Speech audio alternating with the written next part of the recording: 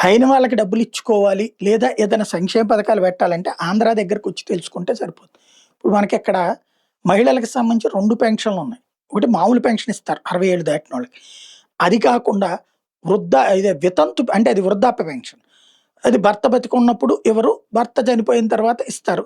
ఏది భర్తకొస్తుంటే. అది spouse pension కింద ఇస్తున్నారు.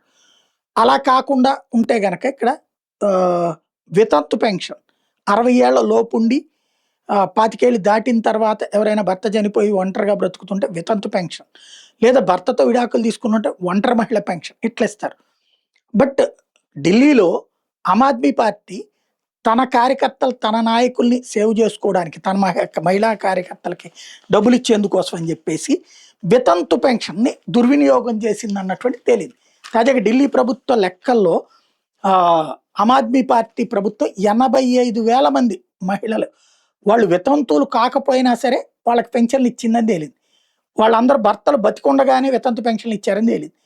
ఇప్పుడు ఆ మొత్తాన్ని బయటపెట్టినటువంటి రేఖా గుప్తా ఇందులో అత్యధికంగా ముస్లిం సామాజిక వర్గం వాళ్ళే ఉన్నారన్నటువంటి విషయం బయటపెట్టింది. ఇది ముస్లిం సామాజిక వర్గాన్ని మచ్చిక చేసుకోవడానికి ఈ పథకాన్ని దుర్వినియోగం చేశారని తేల్చారు.